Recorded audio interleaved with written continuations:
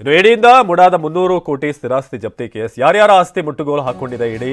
TV9 ನಲ್ಲಿ ಇಡಿ ಮುಡಾ ಭೇಟಿಯ exclusive story.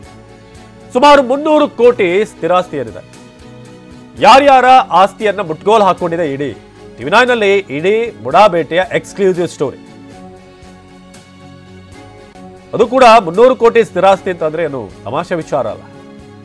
4 real estate ಉದ್ಯಮಿಗಳ ಸೈಟ್ಗಳನ್ನು ಜಪ್ತಿ ಮಾಡಲಾಗಿದೆ, ಆಸ್ತಿ ಜಪ್ತಿ ಮಾಡಲಾಗಿದೆ. ಇಬ್ಬರು ಅಧಿಕಾರಿಗಳಿಗೆ ಸೇರಿದಂಥ ಸೈಟ್ಗಳನ್ನು ಜಪ್ತಿ ಮಾಡಲಾಗಿದೆ.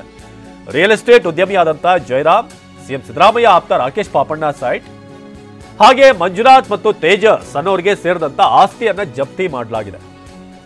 ಮುಡಾ ಮಾಜಿ ಆಯುಕ್ತರಿಗೂ ಕೂಡ ಬಿಸಿ ಮುಟ್ಟಿಸಿರುವಂತಹ ಇಡಿ. ಮುಡಾ ಮಾಜಿ ಆಯುಕ್ತರಾದಂಥ ನಟೇಶ್, ದಿನೇಶ್ ಆಸ್ತಿ ಜಪ್ತಿ ಮತ್ತಷ್ಟು ಹೆಸರು ಇಡೀ ಪತ್ರಿಕಾ ಪ್ರಕಟಣೆಯಲ್ಲಿರುವಂತಹ ಸಾಧ್ಯತೆ ಇದೆ. ಇದು ಮುಡಾ ಮಾಜಿ ಆಯುಕ್ತರಾದಂಥ ನಟೇಶ್ ಮತ್ತಷ್ಟು ಹೆಸರು ಇಡೀ ಪತ್ರಿಕಾ ಪ್ರಕಟಣೆಯಲ್ಲಿರುವಂತಹ ಸಾಧ್ಯತೆ. ಹಾಗಾಗಿ ಎಲ್ಲರಿಗೂ ಕೂಡ ಈಗ ನಡುಕ ಶುರುವಾಗಿದೆ. ಯಾರ್ಯಾರು ಇದರಲ್ಲಿ ಇನ್ವಾಲ್ವ್ ಆಗಿದ್ದಾರೆ? ಸುಮಾರು 300 ಕೋಟಿ ಇಬ್ಬರು ಅಧಿಕಾರಿಗಳಿಗೆ ಸೇರಿದಂಥ ಸೈಟನ್ನು ಕೂಡ ಜಪ್ತಿ ಮಾಡಲಾಗಿದೆ. ಇನ್ನು ಸಿದ್ದರಾಮಯ್ಯ ಆಪ್ತರಾದಂಥ ರಾಕೇಶ್ ಪಾಪಣ್ಣ ಸೇರಿದ ಹಾಗೆ.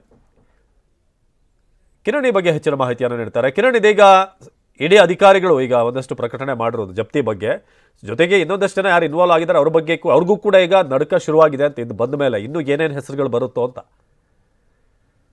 ಅವಿನಾಶ್, ಈಗ ಏನ್ ಇಡಿ ಅಧಿಕಾರಿಗಳು ನಿನ್ನೆ ಕೊಟ್ಟಂತ ಏನ್ ಪತ್ರಿಕಾ ಪ್ರಕರಣದಲ್ಲಿ ಮುಖ್ಯವಾಗಿ 143 ಪ್ರಾಪರ್ಟಿಯನ್ನ ನಾವು ಸೀಸ್ ಮಾಡಿದೀವಿ.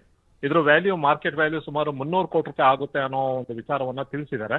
ಅಂದ್ರೆ ಇದೆಲ್ಲವೂ ಕೂಡ ಮನಿ ಲ್ಯಾಂಡ್ರಿಂಗ್ ಆಗಿದೆ. ಅಂದ್ರೆ ಬೇನಾಮಿ ಹೆಸರಲ್ಲಿ ಕೂಡ ಯಾರದೋ ಈ ಸೈಟ್ ಅನ್ನ ಬೇನಾಮಿ ಹೆಸರಲ್ಲಿ ಕೂಡ ಸಾಕಷ್ಟು ಜನ ಮಾಡ್ಕೊಂಡಿದ್ದಾರೆ. ಅದು ಪೊಲಿಟಿಷಿಯನ್ಸ್ ಇರ್ಬೋದು, ಬೇರೆ ಬೇರೆ ಮಾಡ್ಕೊಂಡಿದ್ದಾರೆ ಅನ್ನೋದನ್ನು ಕೂಡ ಅದರಲ್ಲಿ ಮೆನ್ಷನ್ ಮಾಡಿದ್ದಾರೆ. ಈಗ ಮುಖ್ಯವಾಗಿ ಈಗಾಗಲೇ ಸಂಬಂಧಪಟ್ಟಂತೆ ಈ ಇಬ್ರು ಅಧಿಕಾರಿಗಳು ದಿನೇಶ್ ಮತ್ತೆ ನಟೇಶ್ ಏನು ಈ ಒಂದು ಮೂಡಾದ ಆಯುಕ್ತರಾಗಿ ಕೆಲಸ ಮಾಡಿದ್ರು, ಅವ್ರದ್ದು ಕೆಲವೊಂದಷ್ಟು ಏನು ಇರಾಗ್ಯುಲಾರಿಟೀಸ್ ಮಾಡಿರುವಂತದ್ದು ಕೂಡ ಮೆನ್ಷನ್ ಮಾಡಿದ್ದಾರೆ.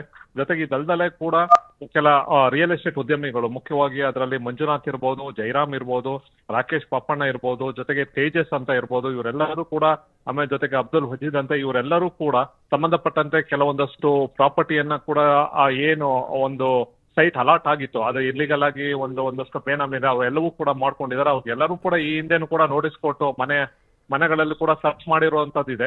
ಇನ್ನೂ ಕೂಡ ಈಗ ಇಷ್ಟೇ ಅಲ್ಲದೆ ಇನ್ನೂ 600ಕ್ಕೂ ಹೆಚ್ಚು ಸೈಟ್ಗಳನ್ನು ಕೂಡ ಇದೇ ರೀತಿ ಬೇರೆ ಬೇರೆಯವ್ರಿಗೆ ಸುಮಾರು 653 ಸೈಟ್ಗಳನ್ನ ಬೇರೆ ಬೇರೆ ಇದೇ ರೀತಿ ಮೋಡದಿಂದ ಹಂಚಿಕೆ ಆಗಿರುವಂತದ್ದು ಎಲ್ಲವೂ ಕೂಡ ಕಂಪ್ಲೀಟ್ ಆಗಿ ವೈಲೇಷನ್ ಮಾಡಿರುವಂತದ್ದು ಕೂಡ ಕಂಡು ಬರ್ತಾ ಇದೆ.